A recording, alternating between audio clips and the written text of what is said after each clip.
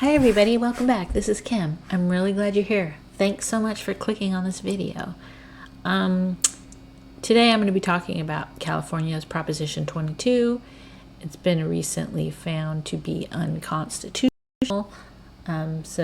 Anyways, this obviously applies to California independent contractors, but other people might find it interesting. So I'm going to talk a little bit about what Proposition 22 is and why they think it's unconstitutional, and then my opinion about the whole thing. So before we get going, if you find this interesting, please give me a thumbs up. I'd appreciate that, and also subscribe to my channel. That would be fantastic. I'm going to try to make this as quick as possible. Okay, so what is Proposition 22? Proposition passed in 2020, which promised to protect the rights of Californians to work as independent contractors with on-demand rideshare and delivery platforms. It promised these drivers new benefits and protections. The biggest one, I think, was pay 120% of California's minimum wage during active hours. And active hours calculated as the time after you accept a delivery up until the time the delivery is made, or the passenger is dropped off at their location. Active time does not count the time that you are waiting for a new delivery or deadheading back down to the zone where you pick up your orders, any of that. It's only after you've accepted an offer until you finish that delivery. Healthcare stipends are offered to drivers who work a minimum amount of active hours and who also pay for their own health insurance. There's a lot of restrictions to this.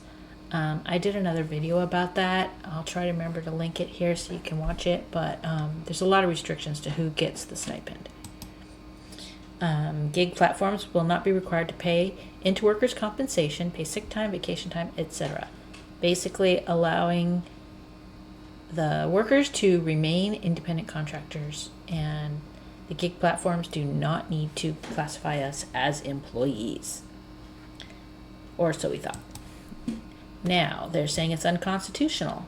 A Bay Area Superior Court judge invalidated Proposition 22 a couple days ago. The SEIU, which is the Surface Employees International Union, I think was the big reason behind this push. The law included language that prevented drivers from unionizing, and they felt like that was unconstitutional.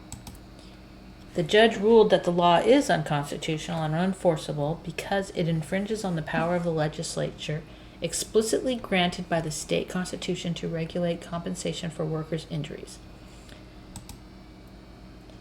He also said that Proposition 22 indirectly prevents gig workers from bargaining collectively and appears only to protect the economic interests of the gig companies in having a divided, ununionized workforce, and that this is not the stated goal of the legislation. Since ballot initiatives cannot be changed after it's passed by voters, if any section or provision of it is proven to be unconstitutional, it is rendered unenforceable. So this is what they said. It's unenforceable. It's unconstitutional. So now what? Well, business as usual. Nothing has changed yet. The gig companies do not need to immediately change their way of doing business, but this does serve as a setback. Proposition 22 will remain in effect until the appeal process is complete. Uber has vowed to appeal, and I'm sure the other gig companies will follow suit. They collectively spent over $220 million in the campaign to get this passed and to exempt their drivers from the 2019 AB 5 law.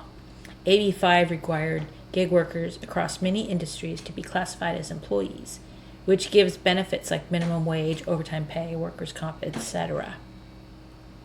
So they didn't want that to happen, so they fought pretty hard to get that. And I think a huge population of gig workers also do not want to be classified as employees. I'm one of them. I do not want to be an employee. Anyways, so here we go. It goes to the Supreme Court. This matter will go to the Court of Appeals. Then it will eventually be decided by the California Supreme Court, and this process could take up to a year, depending on how many different people get involved. The California Supreme Court previously declined to hear a constitutional challenge to Proposition 22 from the SEIU, and sending the plaintiffs to a lower court instead. So that's where they started. What do the experts say? Well, most measures that appear on a ballot through a signature gathering process will face legal challenges. Traditionally, California courts won't overturn a ballot measure because that can be seen as challenging the will of the people. We voted for this. Proposition 22 passed by a clear majority, 8% of California voters. It may be hard to justify overturning it. So, I've heard only from Uber. I have not gotten anything from Doordash or Grubhub, but here is what Uber has sent to its drivers. Hello. Many of you will have read the news that a county judge ruled that Proposition 22 is unconstitutional. I wanted you to hear from me that we believe the decision is both wrong and legally flawed. In fact, we don't believe there's ever been a successful case overturning a ballot initiative in this way. We know this creates uncertainty for you, so I wanted to update you on what will happen next. We will appeal this ruling and we expect to win. In the meantime, nothing has changed. Prop 22 remains in effect, including all of the protections and benefits it provides independent workers like you, like guaranteed minimum earnings, injury protection, and more. It is also important to say that this ruling does not reclassify drivers and delivery people as employees, preserving the flexibility and independence you have repeatedly told us you value. Thank you for driving and delivering with Uber. We will keep you updated as this process unfolds. That was from Andrew McDonald, the head of ride-sharing operations at Uber. So that was good to get that. I didn't receive anything from Grubhub or Doordash. So this is my opinion. I do not want to be classified as an employee. I believe that if this gets overturned, the gig apps will leave California.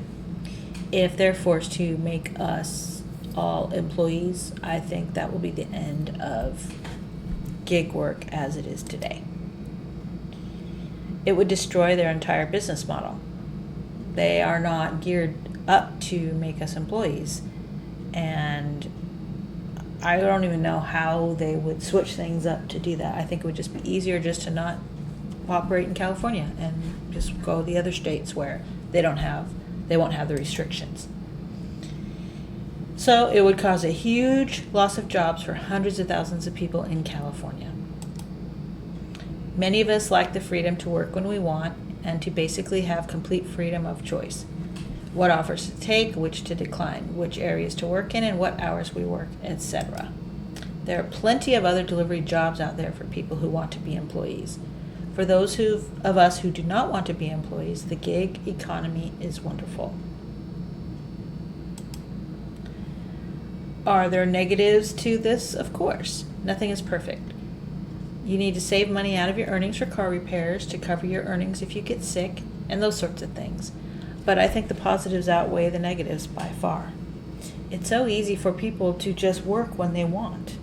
If you are an employee, then your hours are dictated.